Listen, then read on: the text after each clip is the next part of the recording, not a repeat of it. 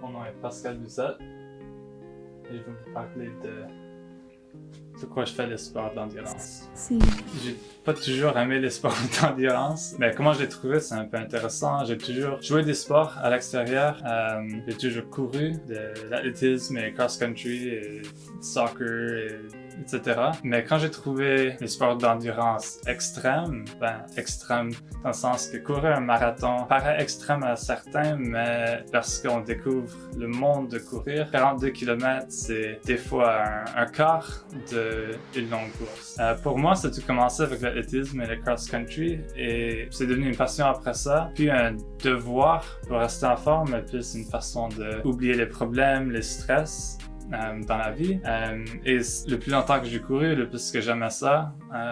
Et du jour au lendemain, je me sens comme si j'étais rendu à courir 20 km, tout en m'entraînant pour jouer au soccer professionnel. Couramment, j'ai couru mon premier marathon l'été passé et j'ai rencontré des défis. Et maintenant, je comprends pourquoi les gens aiment courir 40, 60, 100 km et plus. C'est parce qu'on trouve deux barrières. Une barrière physique, tes jambes sont fatiguées, t'as mal, peut-être que t'as foulé ta cheville. Mais dans une course, t'as peut-être voyagé loin, tu veux pas arrêter à cause que t'as mal aux jambes. Ça, c'est le premier barrière. La deuxième, c'est la barrière mentale. Quand t'as 90% de ton effort, le dernier 10%, c'est mental et c'est vraiment difficile d'avancer si ton mental n'est pas fort. Donc, ton corps te fatigue, tu crois que ton corps est fatigué, mais c'est ton cerveau qui essaie de préserver l'énergie qui reste pour bien fonctionner. Mais vraiment, tu peux dépasser cela et pousser à travers de ce mental, la barrière, et trouver un pouvoir que tu savais pas qu'il existait. Pour moi, en courant mon premier marathon au travers des bois, j'étais tout seul, donc j'avais pas de support. C'était pas une course, c'est pour me prouver que j'étais capable. Et à kilomètre 30, j'ai commencé à frapper la barrière mentale parce que j'étais tout seul, j'avais faim, mal aux jambes, etc.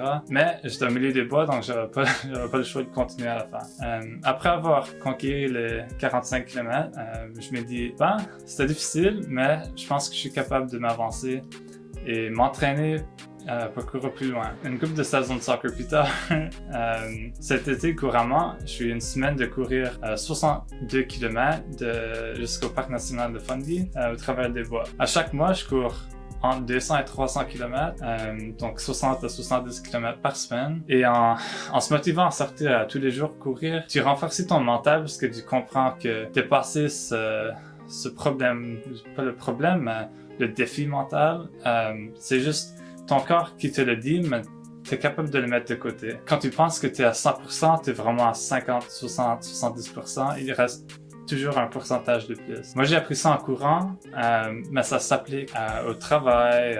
C'est juste marcher au travail parce que tu peux pas avoir de drive. Ça paraît loin 5 km, mais vraiment, quand tu commences à marcher, c'est pas si loin que tout ça. Il faut vraiment se forcer à faire quelque chose de nouveau et ça sort de ton zone de confort, mais t'en trouves un deuxième en même temps. Et souvent, quand tu trouves ces barrières, c'est soit il y a deux sortes de personnes, soit qu'ils arrêtent et c'est fini là. Ils veulent plus courir une distance ou faire telle chose. Mais pour les autres, comme moi, on aime le défi et surpasser cela. Quand tu surpasses cela, c'est un peu une addiction. Donc, tu cours 40, t'es parti pendant 4 heures, t'as mal, etc. Et là, t'as finalement fini, mais tu manques ce défi-là. C'est pour ça que je cours le 60. C'est 15 km plus loin que j'ai jamais couru, mais encore une fois, 15 km, en gros, c'est vraiment pas loin. Pour ma vie de tous les jours, avec tout mon entraînement et bien manger, et je suis étudiant l'été aussi, donc tout balancé. Ça prend beaucoup de discipline. Autant que c'est l'été, on aime prendre notre temps, relaxer dans le soleil, etc. Il faut garder un maintien, donc assez dormir, trouver des temps sociaux. Mais quand je cours au minimum 1 heure par jour, ça devient difficile. Mais bien manger, c'est une clé et je suis vraiment passionné de la nutrition et bien manger, donc ça m'aide beaucoup et ça rend ma vie un peu plus facile dans le sens que J'ai pas de trouble à cuisiner et à me préparer des repas. Je récupère plus vite, je peux courir plus vite ou plus longtemps et j'apprends tous les jours autant que je connais au sujet de la nourriture. Et avec le travail, des fois, pour me rendre au travail, je cours au lieu de conduire ou je fais du vélo. Et même chose pour mes épiceries, j'ai pas d'auto, donc je vais à vélo ou même à pied.